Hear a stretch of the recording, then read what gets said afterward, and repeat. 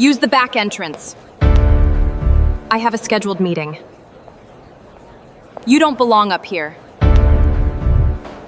Stop! She's the city director! Ma'am, I'm so sorry. Please come with me.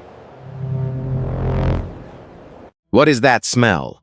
The words cut across the marble lobby before Vanessa Carter even reached the place. Ashley Monroe looked up from behind the polished counter with a smile that was not a smile at all. It was thin, cold, already decided. Vanessa stopped 3 steps inside the Summit Ridge Tower. Her charcoal coat was buttoned neatly. A navy folder rested under her arm. Her hair was pulled back, simple and clean. Nothing about her was loud. Nothing about her asked for attention. But Ashley looked at her like she had dragged mud across the floor. "Mom," Vanessa said, calm, "I have a 9:30 meeting with Mr. Reed." Ashley leaned back in her chair. She did not check the screen. She did not reach for the phone. She looked Vanessa up and down, slowly, from her shoes to her face. "No, you don't." The lobby went still in that quiet way public places do when people hear something ugly but hope someone else will handle it. A courier near the revolving doors lowered his phone. An intern in a gray blazer slowed with a stack of papers in her arms. A man waiting by the elevators suddenly found the floor very interesting. Vanessa kept her voice even. "My name should be on the calendar. Vanessa Carter." Ashley gave a small laugh through her nose. "Honey, I am the calendar." She tapped one red fingernail against the desk, and I would remember a client. The word client landed hard. Vanessa inhaled once. The lobby smelled like lilies, floor polish, and expensive air conditioning. Above them, glass walls climbed 20 stories toward a pale Charlotte morning. Everything in that room was built to impress. The marble, the steel directory, the silent elevators, the kind of place that made people stand straighter just to enter it. Ashley pointed toward the side of the building. "Back entrance is on 5th Street. Deliveries, cleaning staff, whatever you are." Vanessa did not move. "I'm not here for deliveries." Ashley's face tightened. "Then you're lost. I'm here for the infrastructure procurement meeting." That made Ashley smile wider. "With who? The janitor?" A low laugh slipped out from somewhere behind Vanessa. Quick, cowardly, gone as soon as it came. Vanessa's jaw tightened, then released. She had spent more than 20 years learning what it cost to react too soon. She had sat in rooms where men repeated her ideas in louder voices and were praised for them. She had watched people confuse quiet with weakness. She knew the difference between being silent and being small. She was not small, but Ashley did not know that. Ashley saw a black woman in an ordinary coat. No designer bag, no assistant, no visible badge because Vanessa had tucked it inside her collar out of habit. She never liked leading with authority. Respect, she believed, should not require a title first. Ashley picked up the desk phone but did not dial. "Last chance," she said. "Turn around or I call security and have you walked out." The intern's papers trembled slightly. The courier stared at his screen without reading it. Nobody spoke. Vanessa looked past Ashley toward the brushed steel directory on the wall. 3rd line from the top. Carter Civic LLC, Suite 1840. Vanessa's fingers tightened around the Navy folder. That name should not have been there. That company should not have existed. And in less than 10 minutes, Jonathan Reed, the chief executive of Summit Ridge, would come down those elevators almost running, asking one question in a voice that would drain the color from Ashley Monroe's face. "Where is Vanessa Carter?" But for now, Vanessa only stepped back. Once. Then again. She stood just outside the revolving door in the thin morning light, with the folder under her arm and the truth waiting quietly inside it. 90 minutes earlier, Vanessa Carter stood barefoot in her kitchen, staring at a cup of coffee she already knew she would forget. The light over the sink flickered once. Outside, a sprinkler ticked against a neighbor's driveway. The house was small, clean, and full of the soft morning sounds people only notice when they are tired. A toaster clicked. A school zipper caught. A child sighed like the whole world had asked too much before breakfast. Mom Emily called from the hallway. "Permission slip." Vanessa turned. Her daughter stood there with one shoe tied, the other lace dragging, a wrinkled sheet of paper in her hand. Emily was 12, all elbows and questions, with her hair pulled into a crooked ponytail she had insisted on doing herself. On the fridge, Vanessa said. Emily looked. The form was held under a faded magnet from the state fair. You signed it? Last night. Emily grabbed it and smiled. You're the best. I know. Vanessa kissed the top of her head. Emily pretended to hate it, but she leaned into it for half a second. Vanessa felt that half second. She stored it somewhere safe. By 7:40, she dropped Emily at the carpool corner. She did not wave too long. Emily had rules about that now. 1 short wave was love. 2 was embarrassing. 3 was social disaster. Vanessa watched her daughter disappear into a cluster of backpacks and bright sneakers. Then she drove downtown with the radio low and her mind already inside the folder waiting on her desk.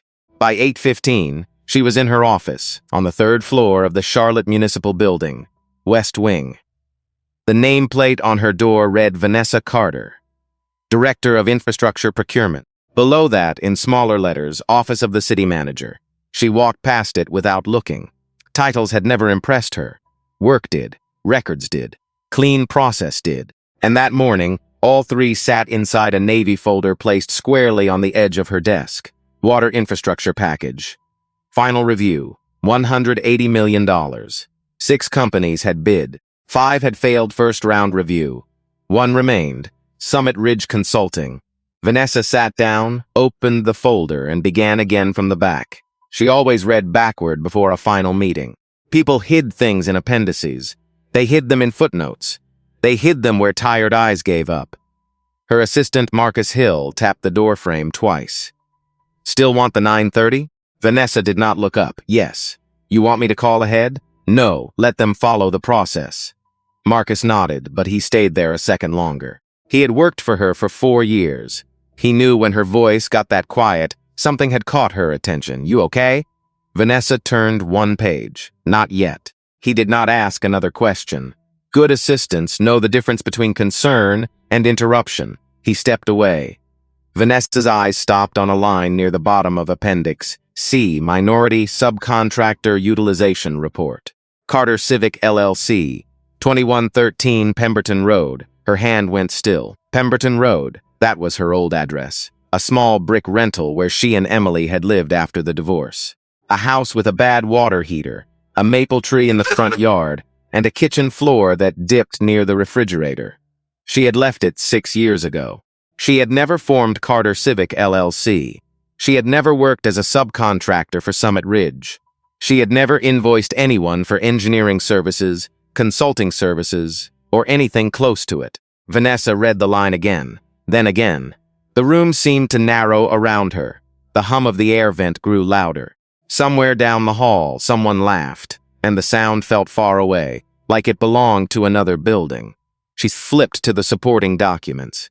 Federal filing reference, compliance certification, vendor percentage. Her name was not printed there, not exactly, but the company name was close enough. The address was exact, too exact. This was not a typo. A typo does not know where you used to live. Vanessa closed the folder slowly. For a moment, she thought of Emily standing in the hallway with 1 shoe untied. She thought of the way public money was supposed to move. Cleanly, carefully. Toward streets, pipes, neighborhoods, homes, not into shadows. She stood, reached for her charcoal coat, and slipped her city badge around her neck. Then, almost without thinking, she tucked the badge inside her collar. A habit. She did not like walking into private buildings with power showing first. She believed people revealed themselves better when they thought they were dealing with someone ordinary. That morning, Summit Ridge was about to reveal itself completely. Vanessa left the municipal building through the side entrance, the one employees used when they did not want to cross the public lobby.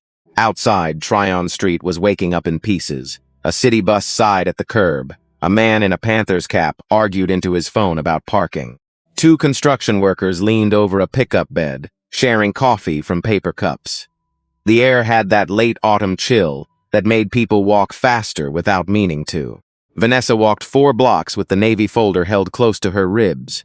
She did not call Summit Ridge. She did not call Marcus. She did not call legal. Not yet. A weaker person might have wanted the comfort of someone else's voice. Vanessa wanted the truth clean, uncoached, unprepared. She wanted to see how Summit Ridge handled a public servant they did not recognize as powerful. That was not a game to her. It was data. People showed their policies in manuals, but they showed their culture at the front desk.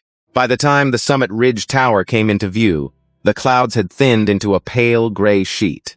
The building roses out of the block like a verdict. Glass, limestone, steel trim polished, so bright it caught every passing car. Inside, the lobby was colder than the sidewalk. The marble floor threw back the sound of her heels. Click, click, click, then silence. The kind of silence money buys. Tall glasses of white lilies sat on the reception counter. Their smell was thick and sweet, almost too clean. Behind the desk, Ashley Monroe looked up. Blonde ponytail, pearl studs, pink nails. A face trained to smile for some people and harden for others. Her eyes moved over Vanessa once. That was all it took. "Can I help you?" Ashley asked. The words were polite. The tone was not. "Good morning," Vanessa said. "Vanessa Carter. I have a 9:30 meeting with Jonathan Reed." Ashley did not touch the keyboard. "Do you?" "Yes." "With Mr. Reed?" "Yes." Ashley leaned back slowly, folding her arms. "And what company are you with?" Vanessa held her gaze. "City of Charlotte." That should have changed the air. It did not. Ashley's mouth twitched. "City of Charlotte what?" Vanessa felt the old, familiar weight settle in the room. The demand to over-explain, to prove, to perform calm while being measured by someone who had already failed the test. Infrastructure procurement. Ashley gave a tiny laugh. "Right." A young man by the elevator glanced over. He was holding a laptop bag and wearing a visitor sticker on his jacket. His eyes met Vanessa's for half a second, then dropped. He knew something was wrong. He chose comfort. Most people did. Vanessa said, "If you check the calendar, you'll see the appointment." Ashley turned the monitor slightly away, though Vanessa could not see it from where she stood anyway. She clicked once, maybe twice, too fast to search anything. No appointment. Vanessa kept her voice low. "Please check under Carter. I said there's no appointment." The courier near the revolving door shifted his weight. The wheels of his hand truck squeaked. No one else moved. Ashley leaned forward now, lowering her voice like she was offering advice. "Listen, I do not know who told you to come here, but this is not a public office. This is a private firm. The partners are not available for walk-ins. I am not a walk-in. You walked in." A short laugh came from the waiting area. Ashley liked that. It fed something in her. Vanessa looked toward the directory behind the desk. Summit Ridge Consulting. Suite 1840. Beneath it smaller. Carter Civic LLC. Suite 1840. There it was again. Not buried in an appendix. Not hidden in a database. Printed on the wall. Public. Vanessa's fingers tightened once around the folder. The cold place inside her chest opened wider, but her face did not change. Ashley saw the glance. Her eyes sharpened. "Don't read the board," she snapped. Vanessa looked back at her. "Excuse me?" "You heard me. The directory is for clients." That sentence landed harder than the insults. Because it was not just rudeness. It was procedure. It was practiced. It had a purpose. Vanessa understood then. This lobby was not only judging people, it was screening them. Ashley picked up the phone and held it beside her cheek. "Back entrance is on 5th. You can go now." Vanessa took one slow breath, then she stepped back. Not because Ashley had won, because Vanessa had just learned exactly where to start. Vanessa stopped at the edge of the revolving door, where the lobby ended and the sidewalk began. Behind her, Ashley Monroe lowered the phone and smirked like she had won a small war. She picked up her personal cell and started typing with both thumbs. Her shoulders relaxed. Her face softened into the smug little expression of someone telling a story she had already made herself the hero of. "Another one trying to sneak in," she wrote. Then she added a laughing face she would later wish she had never sent. Vanessa did not look back. She stood in the morning light with traffic moving behind her, and the navy folder pressed beneath one arm. People passed on the sidewalk. A woman in running shoes carried a paper coffee cup. A delivery driver rolled a stack of boxes toward the service entrance. A man in a gray suit hurried by, glanced at Vanessa, then looked away. Everyone was going somewhere. Vanessa waited. That was one of her gifts. Not the kind people praise in leadership seminars. The quiet kind. The hard kind. The kind that looks like doing nothing, when in truth every part of you is working. She reviewed what she had seen. Carter Civic LLC on the bid report. Carter Civic LLC on the lobby directory. Same suites as Summit Ridge.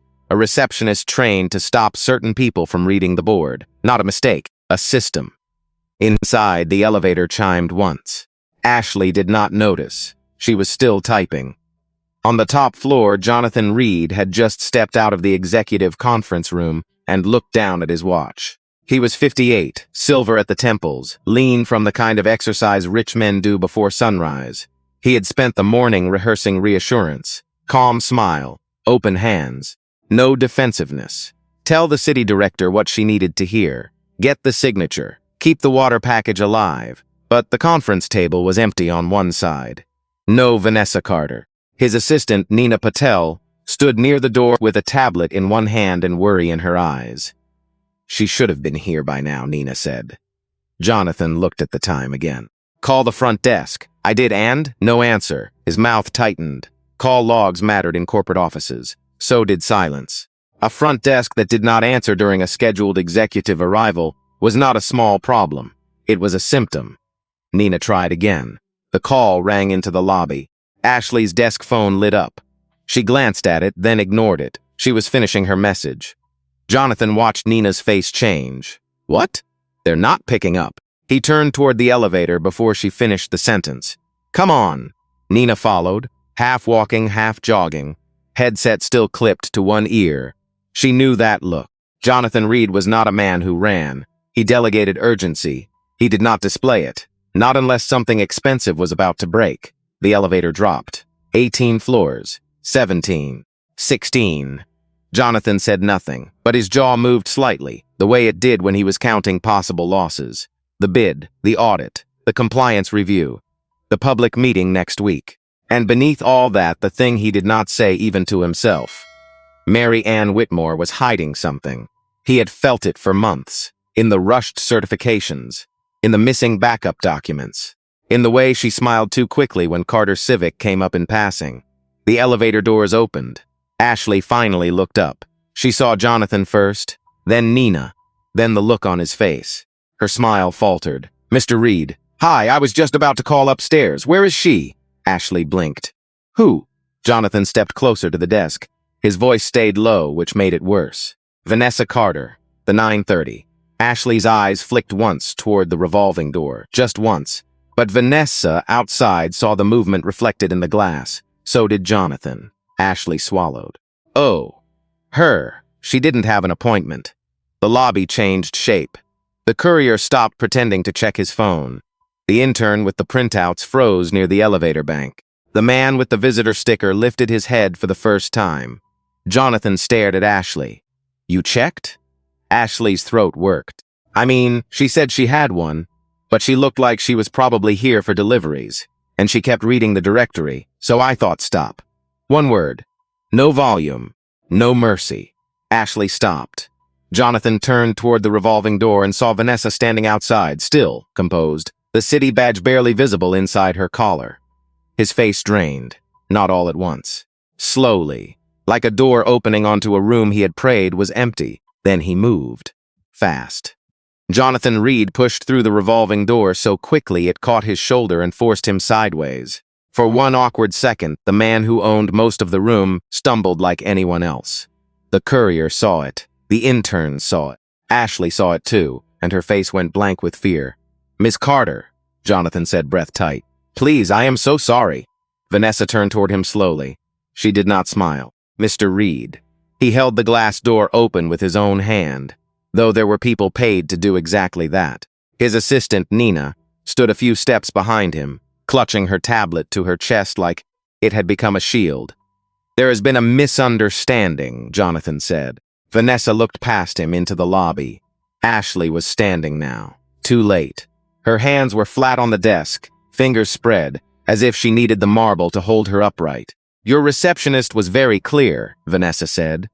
Jonathan's face tightened. She was wrong. Vanessa let that sit between them, not because she wanted him to suffer.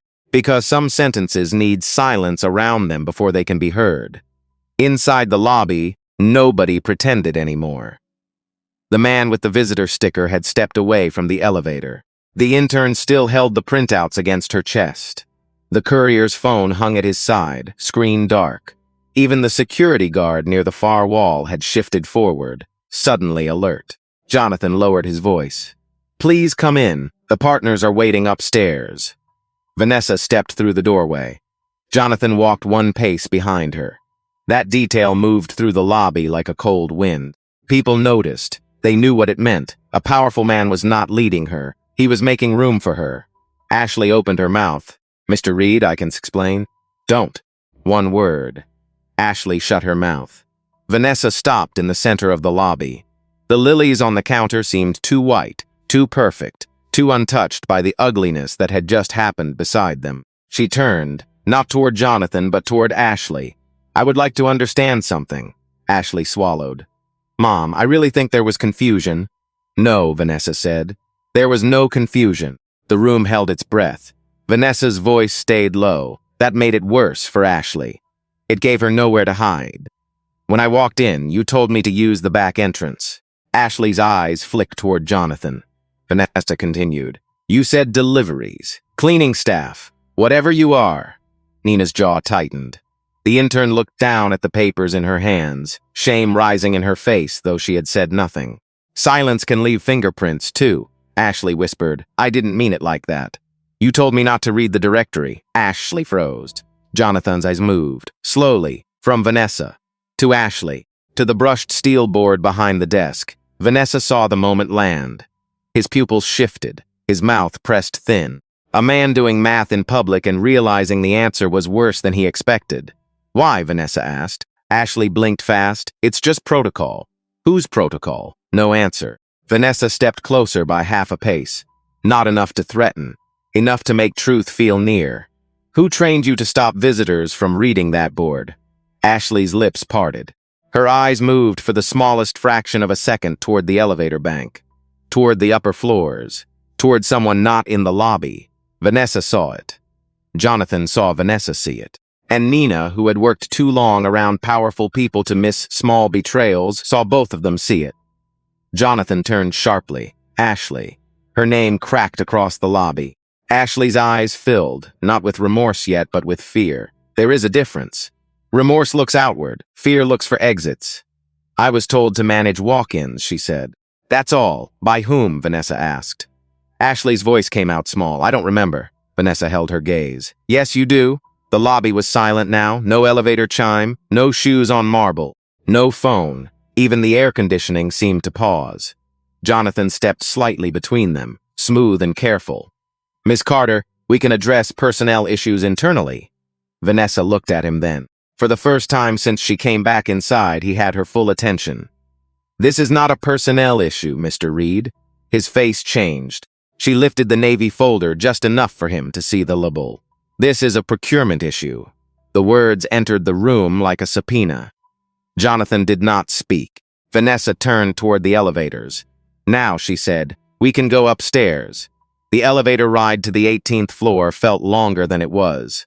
Vanessa stood in the center, still holding the navy folder. Jonathan stood beside her, but not too close. Nina stood behind them with her tablet pressed to her ribs. No one spoke. The elevator hummed upward. 7, 8, 9. Jonathan kept his eyes on the doors.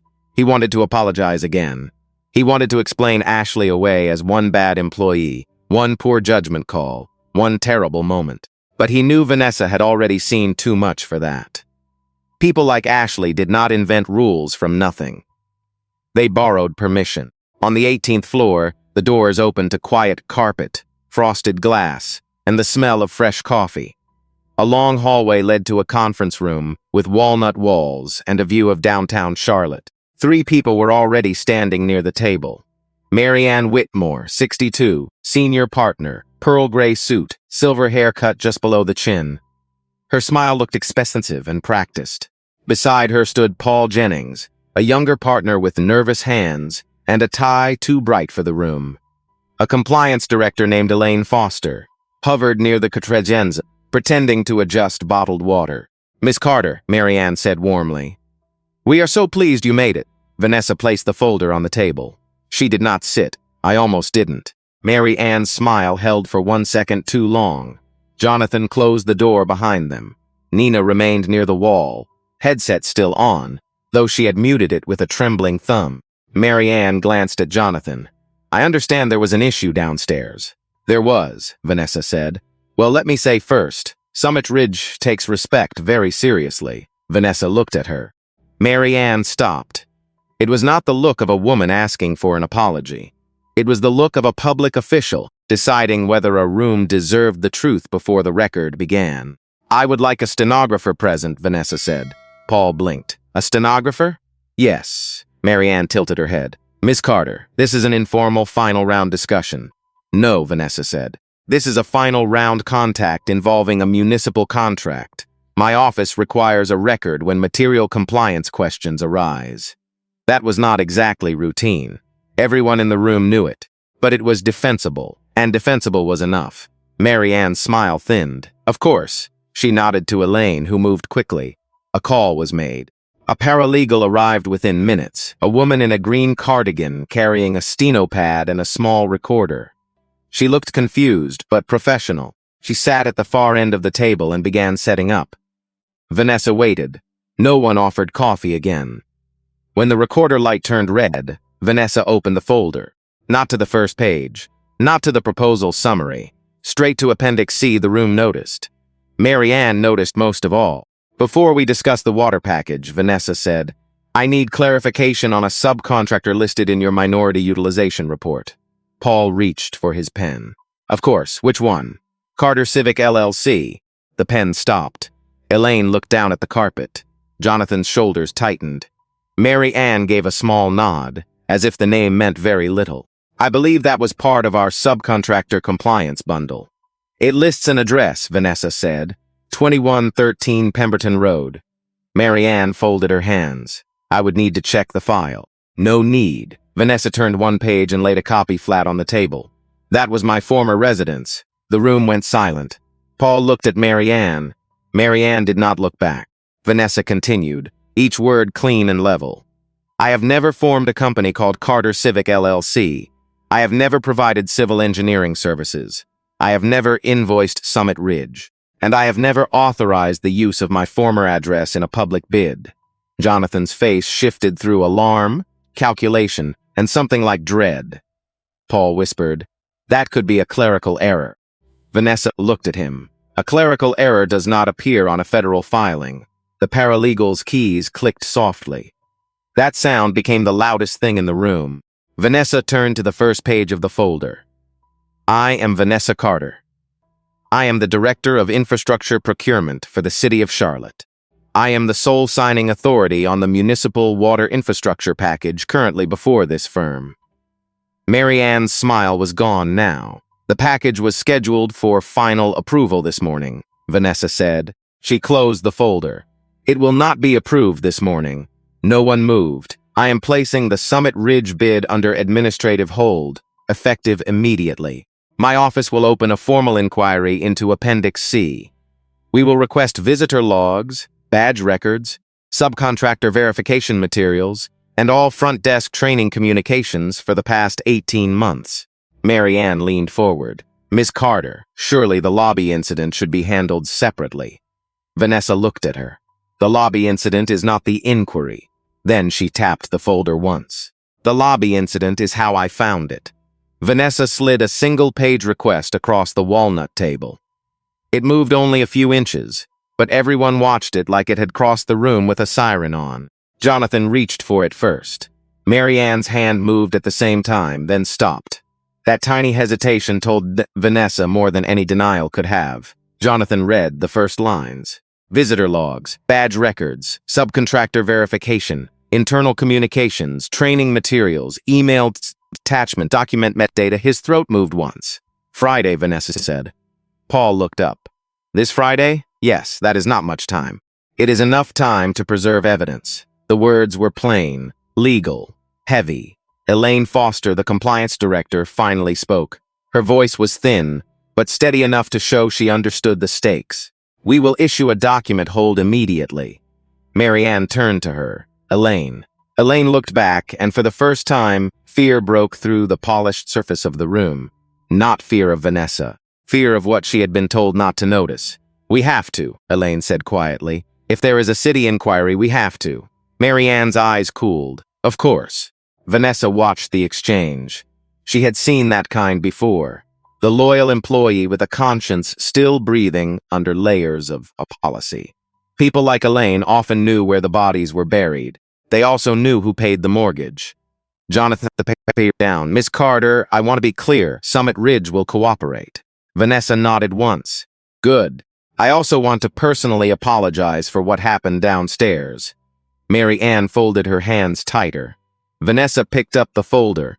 That apology belongs in the record only if it comes with action. Jonathan looked at her. She continued. Respect is not a statement on a website. It is not a poster in a break room. It is what your lowest paid employee feels permitted to do when no executive is watching. No one answered, because everyone in the room knew she was right. For a second, the anger in Vanessa softened into something older, sadder. She thought of every person who had ever turned around at a front desk because humiliation was easier to survive than confrontation. Seniors trying to ask about benefits. Contractors trying to deliver paperwork. Parents trying to advocate for their children. People who did not have a title hidden under their collar. Most of them never got an elevator ride upstairs. That was the part that mattered. Vanessa turned toward the door. Jonathan stepped after her. I'll walk you down. No need. I insist. She paused. Then walk beside me, he understood. His face changed slightly. Shame, if it is honest, can become useful. If it is only embarrassment, it becomes theater. Vanessa could not yet tell which one his was. They walked back through the hallway together. Nina followed behind. At the elevator, Paul remained in the conference room, whispering to Mary Ann. Elaine stood still by the credenza, staring at the red light on the recorder as if it were the first honest thing she had seen all morning. The elevator doors opened. Downstairs, Ashley Monroe sat at the reception desk with both hands folded in her lap. She had erased the message on her phone, but not before sending it, not before creating a record with a timestamp. She kept seeing Vanessa's face in her mind, calm, unmoved, not because the words had not hurt, because hurt had not been allowed to drive. That frightened Ashley more than anger would have.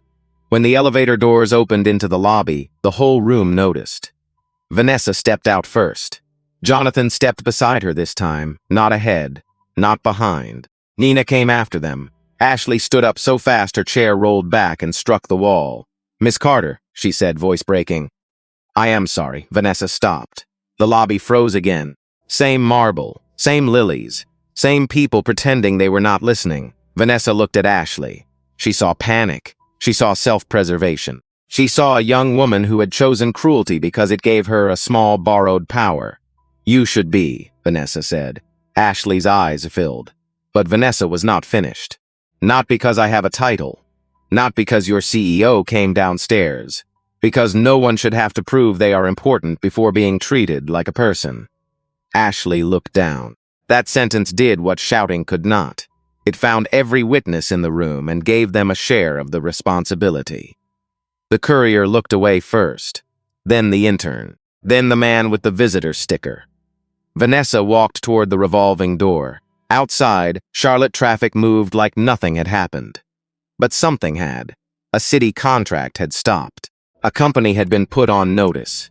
And somewhere inside Summit Ridge, behind a locked office door, Mary Ann Whitmore was already reaching for a phone that did not go through the front desk. Vanessa did not go back to City Hall right away. She walked 2 blocks past it, crossed at the light, and stepped into a narrow diner on 7th Street where the booths were cracked. The coffee was too strong, and nobody cared what title followed your name. Rachel Bennett was already there. She sat in the back booth with a black coffee, 3 notebooks, and a pen tucked behind her ear. 45 years old, investigative reporter, former City Hall beat writer, the kind of woman who had learned to listen to what people avoided saying. She looked up as Vanessa slid into the booth. You said not for print, Rachel said. Not yet. That got Rachel's attention. Vanessa placed the navy folder on the table between them. The folder looked ordinary under the yellow diner light. Paper, staples, tabs, nothing dramatic. But Rachel had been doing this long enough to know that most public scandals did not arrive with shouting. They arrived in clean fonts. She opened it. Vanessa watched her read. Rachel's face barely moved. Her eyes did the work down the page. Back up. Appendix The Carter Civic LLC, Pemberton Road. Federal filing reference. Utilization percentage. Rachel tapped the address with her pen. This was yours 6 years ago. And you did not form this company? No. You did not invoice Summit Ridge? No. Rachel closed the folder slowly. This is not a receptionist story. No. This is vendor fraud.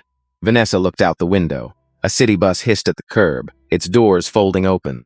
People stepped off carrying lunch bags, backpacks, tired faces. The kind of people who paid taxes and trusted, without thinking about it, that water lines got repaired because somebody honest was watching the money. Yes, Vanessa said, and it may be bigger than one bid. Rachel leaned back. How long do you have? The bid is on administrative hold. I can hold it for 30 days before council starts asking why. Then we have 30 days. Vanessa looked at her. We? Rachel opened the first notebook. You brought me a folder and said not yet. That means you want the truth before the headline. For the first time that day, Vanessa almost smiled. Good answer. By late afternoon, Rachel had filed the first public records request. City procurement files involving Summit Ridge. 5 years of minority subcontractor reports. The second request went to the North Carolina Secretary of State.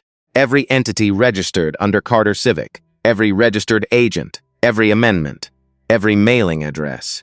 The third was not a request at all. It was a phone call to a county records clerk named Diane Lowe, who owed Rachel nothing but respected work done carefully. Diane, Rachel said, standing beside the diner pay station, because she still hated talking about sources on speaker. I need property and business cross-references tied to 2113 Pemberton Road. There was a pause on the line. That address come up in something ugly? Maybe. Then ask cleaner. Rachel closed her eyes. That was Diane's way of saying the line was not safe. I need public records only, Rachel said. Formation links, mail drops, deeds. Nothing sealed, nothing clever. Diane exhaled. Send it over. Vanessa listened from the booth. She understood the rhythm. Good investigations did not sprint. They moved like careful hands through broken glass. By Thursday morning, the first answer came back. Carter Civic LLC had been formed 3 years and 4 months earlier. Registered agent, a paralegal service in a strip mall outside Matthews. Mailing address, a post office box. Principal officer, Vanessa R. Carter. Vanessa's middle initial was L. Rachel read the document twice. Then she looked across the diner table. They did not even get your initial right. Vanessa's face did not change. They did not need to. Rachel nodded, grim, because no one was supposed to check. Vanessa touched the edge of the folder. Her fingers rested there, steady. No one did, she said, until Ashley told me not to read the board. The waitress came by with more coffee. She saw their faces and did not interrupt. She only filled both cups and moved on quietly, the small mercy of someone who knew when silence was service. Rachel flipped to a clean page. I need to ask you something hard. Ask. If this points back to Summit Ridge leadership, they will not just deny it. They will come after your judgment. Your job, maybe your daughter. They will say you are confused, angry, political, anything but correct. Vanessa looked down into the dark coffee she had not touched. For a moment, she was not the director of anything. She was a mother thinking of Emily's crooked ponytail, of school forms on the fridge, of the ordinary peace powerful people always underestimate. Then she looked up. They used my old address to win public work meant for real businesses, she said. Businesses owned by people who actually built something. If I walk away, I become part of the lie. Rachel held her gaze. Then she wrote one sentence at the top of the page. Follow the money. The money did not hide very well. That was the first thing Rachel said when she called Vanessa, just after 9 on Monday night. Vanessa was standing in her kitchen, still wearing her work blouse, one hand resting on the counter beside a cold cup of coffee she had poured that morning.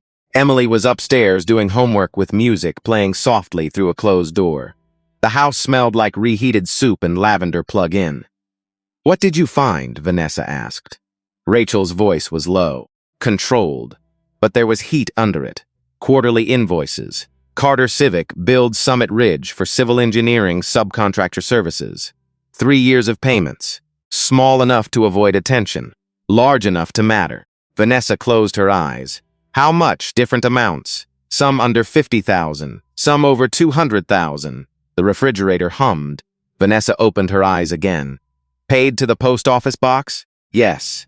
Then routed to another LLC in Mecklenburg County. Then out again to a company in Union County.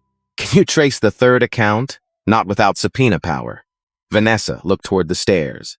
Emily laughed at something on her phone. A normal sound. A child's sound. It made the kitchen feel suddenly fragile. Rachel continued. But here is the part that matters. Summit Ridge counted every one of those payments toward its minority subcontractor quota. Vanessa gripped the counter. That quota existed for a reason. It was meant to help real firms owned by people who had been shut out of public work for generations. Small engineering shops, family contractors, women who built businesses from kitchen tables and second mortgages, men who knew every pipe in their county but could never get past the gatekeepers. Summit Ridge had not just stolen Vanessa's old address. They had stolen access from people who needed it. Vanessa's voice went colder. How many contracts? Rachel's was quiet for a beat. 17 public contracts in 3 states that required participation thresholds. Carter Civic appears in the support materials for 11. Vanessa sat down at the kitchen table. Not because she was weak. Because the scale had changed. One fake company was fraud. A pattern across state lines was something else. This is bigger than Charlotte, Vanessa said. Yes, and bigger than me. Yes.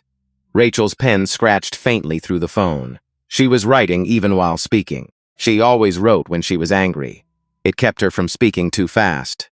There is more, Rachel said. Vanessa did not answer. An internal email thread. Routine compliance disclosure. Your office requested it Friday, and someone at Summit Ridge must have pushed the wrong batch. Subject line was lobby protocol refresh. Vanessa's eyes shifted toward the dark kitchen window. What did it say? Front desk staff were instructed to redirect unscheduled visitors who appeared to be reviewing the directory board. Vanessa went still. Rachel read from her notes. Use discretion.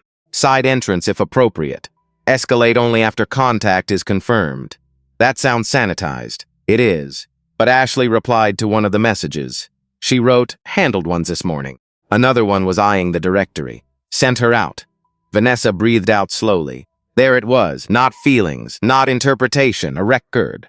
Who drafted the protocol? Vanessa asked. The email came from Jonathan Reed's assistant. Nina? Yes, but the attachment metadata shows the original author. Vanessa already knew before Rachel said it. Mary Ann Whitmore. The name sat in the kitchen like a third person. Upstairs, Emily's music stopped. A chair moved. Vanessa lowered her voice. When was the document created?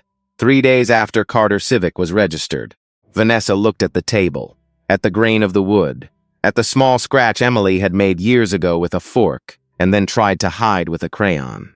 3 days. A shell company appeared. Then a lobby protocol appeared. One created the bait, the other protected it. Rachel said, Vanessa, this was not just about treating people badly. They built a wall around the lie.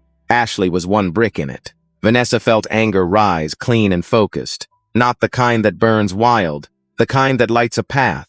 Can you publish? She asked. Not yet. We need a second source on the money and a witness on the protocol. I may have the first. Who? Elaine Foster. Compliance director. She looked scared in that room. Scared people talk when they realize silence will not save them. Vanessa rubbed her forehead. She has a mortgage. Maybe kids. Maybe a sick parent. People stay quiet for reasons that are not always cowardice. Rachel softened. I know. Vanessa stood and looked again toward the stairs. That was the human cost of corruption. It did not only steal money, it taught decent people to survive by looking away.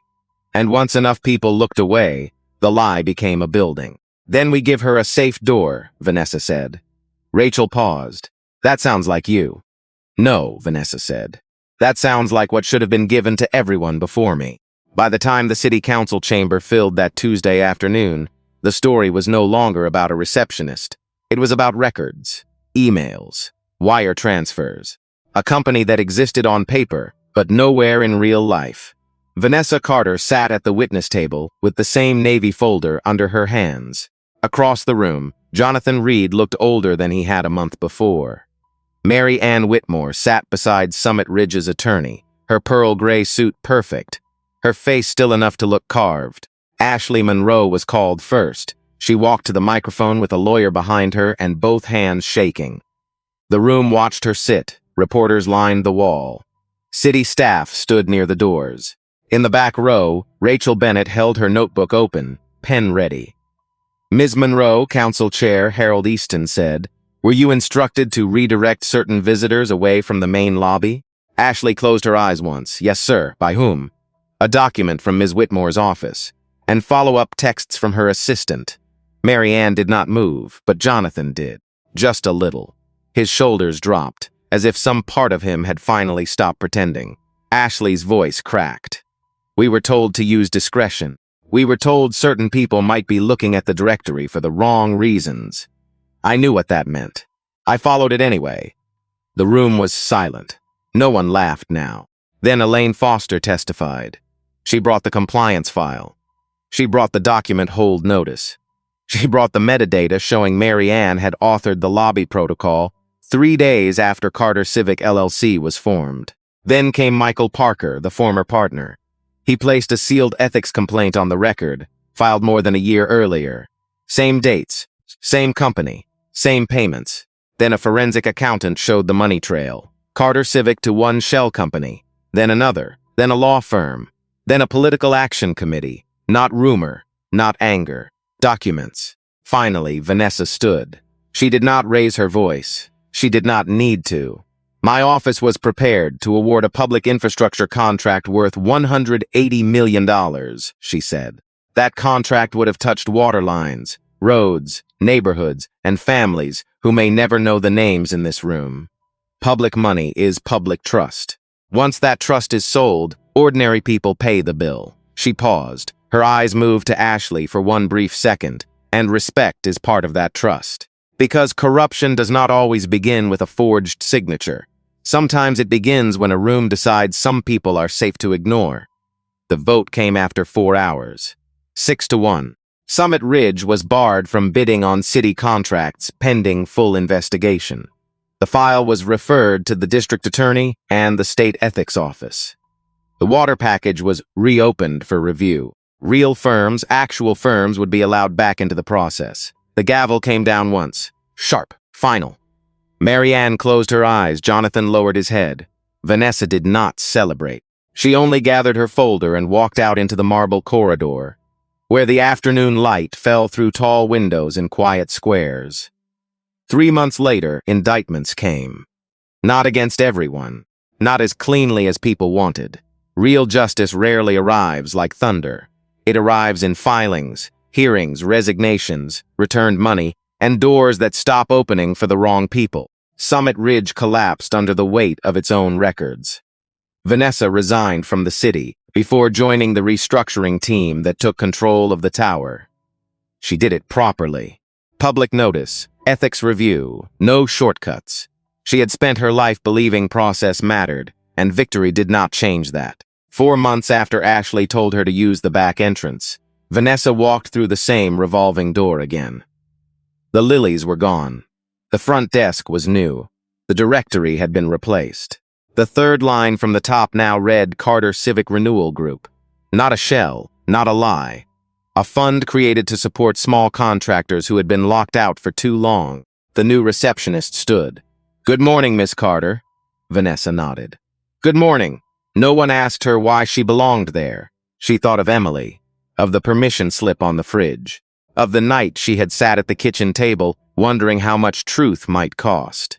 Then she looked at the lobby, the marble, the doors, the people walking through them. The building had once told her to leave through the back. Now it opened because she had refused to disappear. And if you have ever been judged before you were known, if you have ever been sent away from a room you had every right to enter, remember this. Your dignity is not granted at a front desk. It is yours before you arrive. Tell your story. Someone else may need the courage it gives them.